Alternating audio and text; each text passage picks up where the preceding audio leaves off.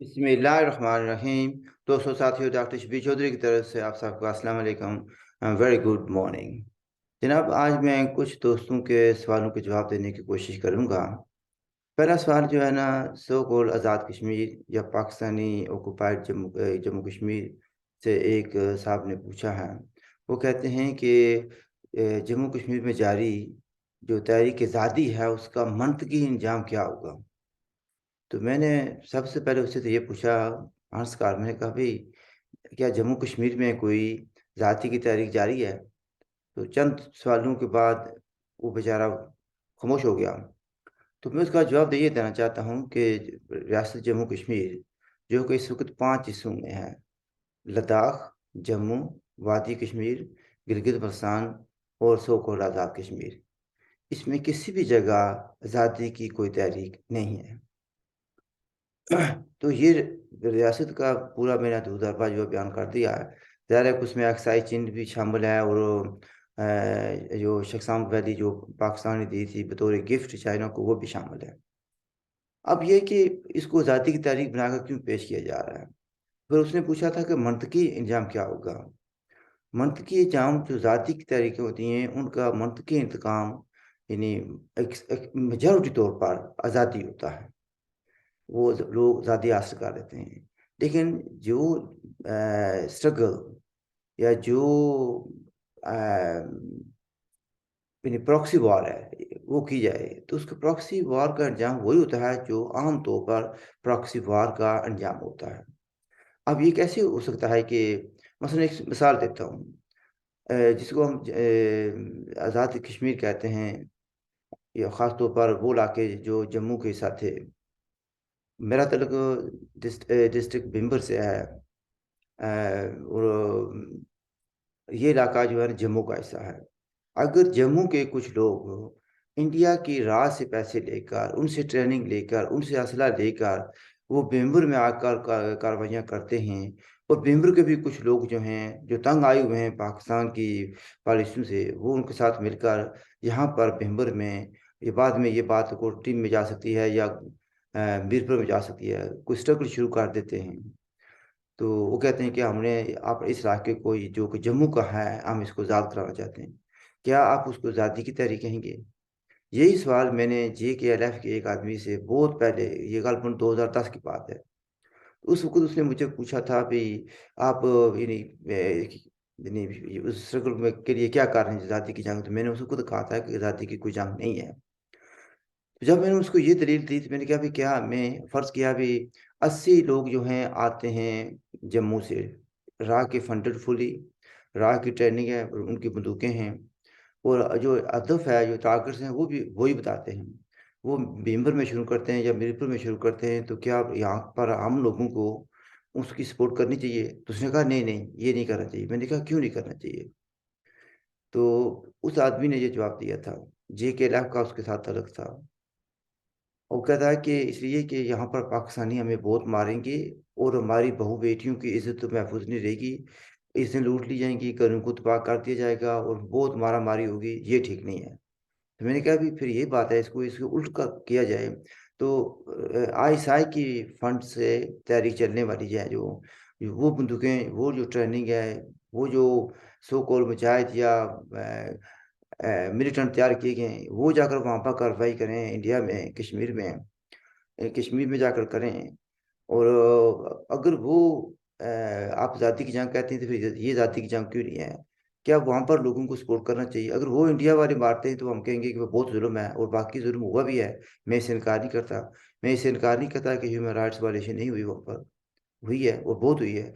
लेकिन हमें चूंकि मजहब की पट्टी पहना दी गई है, ट्रक की बत्ती के पीछे लगा दिया गया है, हमें, हम उसके कॉजेज को नहीं देखते, उसके रीजन को नहीं देखते। जब उनसे ये कहा जाता भी क्या 1987 86 में इस तरह की वायलेशन हो रही थी, वो कहते हैं ये पुरानी बात है।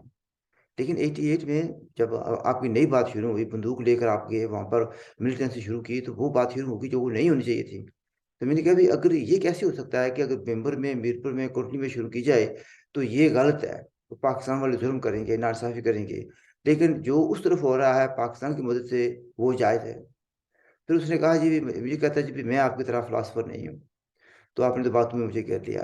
मैं अपने इस आज़ाद कश्मीर भाई से यही कहूँगा कि ये आज़ादी की जंग नहीं थी। जो जंग एक काबिज मुल्क की एजेंसी की गोद में बैठकर लड़ी जाए, वो आज़ादी की जंग नहीं कह सकती। आप उसको कुछ भी कह सकते हैं। आप उसको जंग बदर से मुवाजना कर सकते हैं, ये आपका जहन है।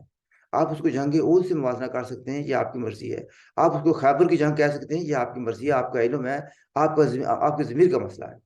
लेकिन इसको दुनिया वाले जो हैं, इसको प्रॉक्सी जंग के हिसाब से देखेंगे। यस, ह्यूमन राइट्स का जो वो मजम्मत करेंगे, वो जो हो रही है वो हुई है, लेकिन इसको ज़ाती की जंग नहीं कहा जा सकता। और इसका मंतकी अंजाम वही होगा जो इसका हुआ है और हो रहा है।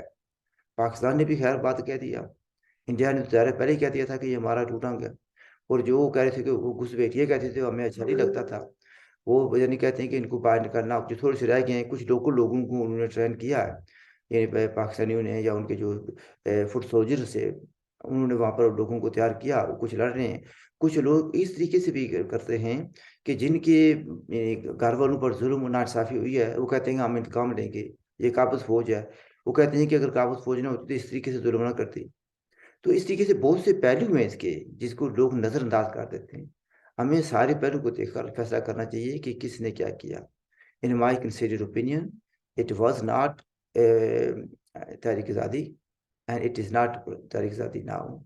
और ये इसका यानी इसकी आज़ादी इसकी वजह से नहीं मिलेगी। अगर मिलेगी तो वो शायद कुछ इंटरनेशनल हालात हो जाएँ, कुछ ऐसी चीज़ होगी जिसका हम आपका या आपके पाकिस्तान का, यानी आपसे मुराद वो लोग जो कि अभी भी कहते हैं, यहाँ पर बरतानिया में भी ऐसे कुछ लोग मौजूद हैं, आज़ाद सो कॉल्ड आज़ाद कश्मीर में भी हैं, जो कहते हैं कि हमने बंदूक के ज़ोर पर आज़ादी हासिल करनी है। और बंदूक कौन देगा? पाकिस्तान देगा। ट्रेनिंग कौन देगा? पाकिस्तान देगा। असला कौन देगा? वो पाकिस्तान देगा। और फिर कहते हैं कि उसकी मदद से हमने लाल किले पर भी झंडा लहराना। इनके ख्वाब तो बड़े लंबे हैं। लेकिन ख्वाब देखने पर तो कोई पाबंदी नहीं है ना, तो कम से कम मैं तो पाबंदी नहीं लगा सकता। तो ये पहली बात तो ये क्लियर आ गई कि इसका कोई मनतकी अंजाम नहीं होने वाला। ये है कि क्योंकि दूसरा सवाल भी इसके मतलब साथ ही था। वो कहते हैं कि जीबी का यानी गिलगित बल्तिस्तान का क्या बनेगा? तो गिलगित बल्तिस्तान का भी वही कुछ बनेगा जो सो कॉल्ड आज़ाद कश्मीर का बनेगा। यानी कि इस पर यहाँ पर पाकिस्तान का मजबूत कब्जा है। इंडिया जो है जो कहता है कि ये दोनों इलाके उनके अटूट टांगे हैं और इन इलाकों को वापस लेंगे। और जब भी उनके बड़ों से बात होती है, वो कहते हैं जी वे फिलहाल हालात ठीक नहीं है, इसलिए कि पाकिस्तान के पास भी न्यूक्लियर है। हम नहीं चाहते कि इन इलाकों को हासिल करने के लिए न्यूक्लियर लड़ाई की जाए। न्यूक्लियर तरफ लड़ाई हुई तो दोनों मुल्क तबाह हो जाएंगे। तो इस लिहाज से वो इसका साथ नहीं दे रहे, या इसको ताकत के जोर पर हासिल करने की कोशिश नहीं करेंगे। जीबी को तो ऑलरेडी उन्होंने एक लिहाज से सूबा बना दिया है। किसी ज़ात इलाके में वज़ीर आला नहीं, मतलब ज़ात इलाके में वज़ीर आला होते हैं, जो सूबे होते हैं। अगर गिलगित बल्तिस्तान में वज़ीर आला है, वो स्ट्रक्चर मौजूद है जो कि पाकिस्तान के कायम किया हुआ है, तो फिर उसको क्या कहते हैं? ये अमली तौर पर पाकिस्तान का सूबा बन गया है। उसका ऐलान जो है ना, इसको तो कहते हैं ये प्रोविज़नल सेटअप है, ये प्रोविज़नल वज़ीर आला है। प्रोविज़नल जो है ना असेंबली बनी हुई है वहाँ पर। आप नाम को कुछ भी कह लें। जैसे वो कहते हैं कि गुलाब गुलाब रहेगा, आप उसको कुछ भी नाम, किसी भी नाम से पुकार सकते हैं। तो ये गुलामी है और पाकिस्तान ने उसको एक्सीड कर लिया है, यानी उसको एनेक्स कर लिया है। रादर एक्सीड डिफरेंट कोनोटेशन है, इसको एनेक्स कर लिया, यानी कि अपना इस मुल्क का हिस्सा बना लिया। आगे सवाल ये आता है कि सो कॉल्ड आज़ाद कश्मीर का बनेगा। अनफॉर्चुनेटली यही कुछ नज़र आता है। और हो सकता है कि सो कॉल्ड आज़ाद कश्मीर का अंजाम गिलगित बल्तिस्तान से भी बुरा हो। क्योंकि गिलगित बल्तिस्तान तो एक डिफरेंट टाइप का पॉलिटिकल एंटिटी थी। और उसका यानी किसी के साथ उस सेंस में उसको एनेक्स नहीं किया जा सकता था जिस तरीके से आज़ाद कश्मीर को किया जा सकता है। मसलन यहाँ पर मुजफ्फराबाद की लोकेशन मुख्तलिफ है, उसको जेहलम के साथ तो नहीं मिलाएंगे ना। जबकि जेहलम के साथ मीरपुर मिलता है, या दीना मिलता है, दीने के साथ मिलता है। दीना भी ज़ाहिर है जेहलम का हिस्सा है, तो मीरपुर मिलता है। ज़्यादा चांस है कि इसको जेहलम का हिस्सा बना दें। जहाँ मैं रहता हूँ भिंबर, वो गुजरात के साथ मिलता है। मुमकिन है वो गुजरात को उसके साथ, इसको उसके साथ गुजरात के साथ मिला दें। इसी तरीके से मुख्तलिफ इलाकों को पाकिस्तान के मुख्तलिफ जो डिस्ट्रिक्ट्स हैं उनमें ज़म कर दिया जाएगा, and that is the worst case scenario. अगर as a one political entity so called Azad Kashmir को सूबा बना दें, पाकिस्तान वाले भी जानते हैं, कम से कम मैं जानता हूँ, दूसरे लोग भी जानते हैं कि ये लोग आराम नहीं करेंगे, शोर मचाते रहेंगे। अगर इनको मुख्तलिफ इश्यू में दम कर दिया जाए पाकिस्तान के, तो उनकी जो कुव्वत है वो बिखर जाएगी। जैसे कि मंगला डैम बनाकर पाकिस्तान ने ये मंगला डैम की वजह से अपरूट होने वाले लोगों को किसी एक जगह आबाद नहीं किया था। उनको पाकिस्तान के मुख्तलिफ शहरों में आबाद कर दिया था। अब उनकी जो अफराधी क़ुव्वत थी वो ख़त्म हो गई। इसी तरीके से इस यानी जो होता है ना इम्पीरियलिस्ट टैक्टिक्स यूज़ करते हुए पाकिस्तानियों ने वो कुछ किया था। वो मंगला डैम की जो वसाइल हैं वो लूट रहे हैं, अभी तक लूट रहे हैं। अगर बात चली तो ये भी कह दूँ कि 1967 में मंगला डैम मुकम्मल हो गया था। बाय 1975 जितने भी इसके एक्सपेंसेस थे वो उन्होंने पूरे कर दिए थे। वो और ज आज़ाद कश्मीर के लोगों को कह दिया था ये ठीका। अभी भी वही कुछ मिल रहा है।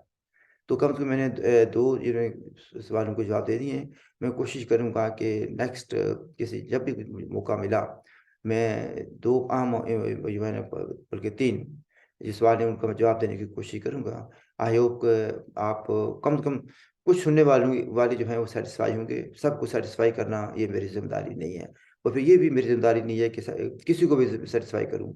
मेरा काम ये है कि अपने इल्म, अपनी अक्ल, अपने एक्सपीरियंस के मुताबिक और अपने ज़मीर के मुताबिक जो हक़ाइक़ हैं या जो मुझे नज़र आता है उसको बयान करूँ।